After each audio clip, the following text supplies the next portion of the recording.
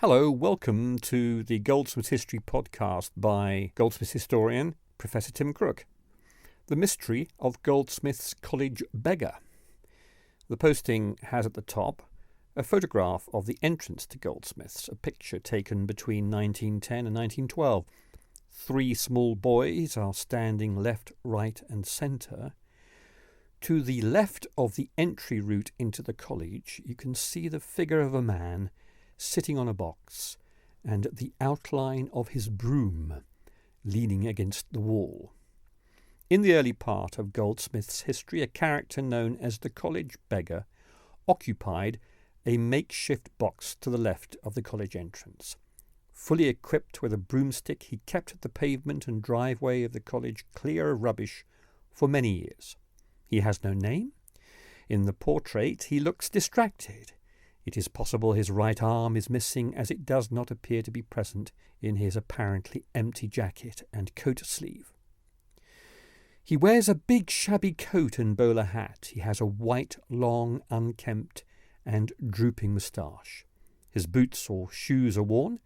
His right eye is bright and focused on the camera, but his left eye is closed. Perhaps he is a wounded and vagrant veteran from some Victorian colonial war. Had he been a cadet in the Royal Naval School that inaugurated the building from 1844? And perhaps he'd been grievously disabled in battle, losing an eye and an arm. Ex-servicemen have always made up the ranks of the homeless in history. Who was this elderly gentleman of the road who decided to make this position on Lewisham Way his home? His presence and character had been so strong that somebody who worked in the college and was ready to put together a photographic album of its staff, key interiors and locations decided that he should be included. That album was acquired by a former director of marketing, recruitment and communications at Goldsmiths, Vicky Anand, and she donated it to the college's special collections and archives. There's no doubt he was part of the human geography and architecture of the college. One of the first issues of the student magazine, Goldsmithian, in February 1907, affectionately included a pencil portrait titled A Familiar Figure, and depicting the gentleman gently waving a hello or goodbye at his regular perch. Curiously, his right arm seems to be present as he is depicted raising it in gesture. The broom and bowler hat, location with broom and box confirm the identification. The college beggar lived in an age with no welfare apart from the Spartan conditions of the workhouse. His choice was stark. Either he could submit himself to the mercy of the streets and any money or food given by generous passers-by, or he could surrender to the charity of the parish. The poor and destitute of this time had recourse to the Woolwich Road Workhouse and Vanbrugh Hill Infirmary from 1840. From 1904, paupers could seek admittance to the newly built and opened Grove Park Workhouse run by the Greenwich Guardians. Blocks for the male and female aged were situated at the front of what from a distance might have resembled a country estate, but in reality operated with a rigid regime of restrictions. This was where poverty was something to be punished rather than relieved. I like to think the college beggar was a friend of everyone in the college, lecturers, students and support staff. I imagine that the men and women working in the famous building designed by John Shaw Jr. went out of their way to show him compassion, giving him the dignity of a job and making sure he would keep his body and soul together even though he had nowhere to live. If you have any family diaries and archives that could shed light on the real identity of this man, feel free to email me at t.crook@gold.ac.uk. I imagine people did say "Good morning, Norman," or "Good night, Raymond," as their days of teaching and learning began and ended. Because of the more formal mode of public address of the time, they most probably said, "Good day, Mr. Goodwood." I also think he was sustained and supported with meals from the college refectory kitchens. But where did he go after sunset and the temperature dropped below zero? Was it the local doss house or spike in Carrington Road, first opened in 1903? The college beggar may well have been a part of the local geography for some decades, even before the college opened for business in 1905.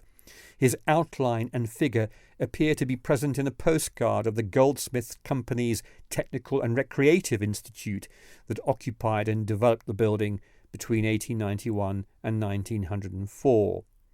An etching from circa 1880 mysteriously indicates an outline of the same kind of figure seated against the wall with what may well be a broomstick by his side.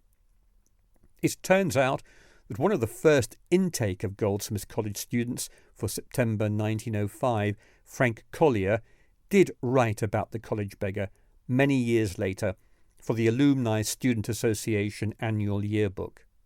When asked to remember outstanding personalities from his time, he said he could best recall a parson, a bookseller, and a crossing sweeper.